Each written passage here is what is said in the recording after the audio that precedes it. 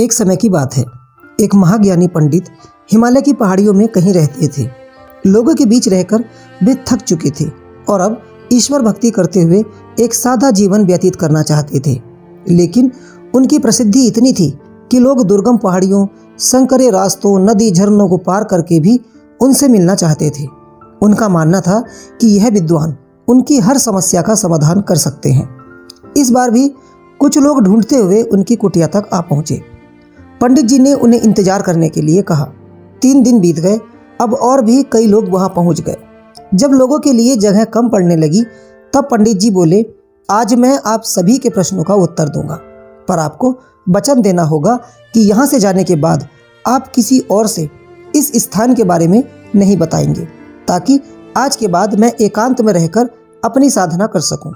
चलिए अपनी अपनी समस्याएं बताइए। यह सुनते ही किसी ने अपनी परेशानी बतानी शुरू की, लेकिन वह अभी कुछ शब्द ही बोल पाया था कि बीच में किसी और ने अपनी बात कहनी शुरू कर दी।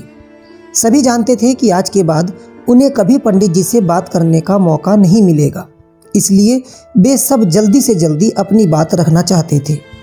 कुछ ही देर में वहाँ का दृश्य मछली बाजार जैसा हो गया और अंततः पंडित जी को चीख कर बोलना पड़ा, कृपया शांत हो जाइए, अपनी अपनी समस्या एक पर्चे पर लिखकर मुझे दीजिए। सभी ने अपनी अपनी समस्याएं लिखकर आगे बढ़ा दी। पंडित जी ने सारे पर्चे लिए और उन्हें एक टोकरी में डालकर मिला दिया और बोले, इस टोकरी को एक दूसरे को पास कीजिए। हर व्यक्ति एक पर्ची उठाएगा और उसे पढ़ेगा। उसके बाद उसे निर्णय लेना होगा कि क्या वो अपनी समस्या को इस समस्या से बदलना चाहता है। हर व्यक्ति एक पर्चा उठाता, उसे पढ़ता और सहम सा जाता। एक एक करके सभी ने पर्चियाँ देख ली, पर कोई भी अपनी समस्या के बदले किसी और की समस्या लेने को तैयार नहीं हुआ। सबका यही सोचना था कि उनकी अपनी समस्या चाहे कितनी ही बड़ी क्यों ना हो, बाकी लोगों की समस्या जितनी गंभीर नहीं है। 2 घंटे बाद सभी अपनी अपनी पर्ची हाथ में लिए लौटने लगे। वे खुश थे कि उनकी समस्या उतनी बड़ी भी नहीं है जितना कि वे सोचते थे।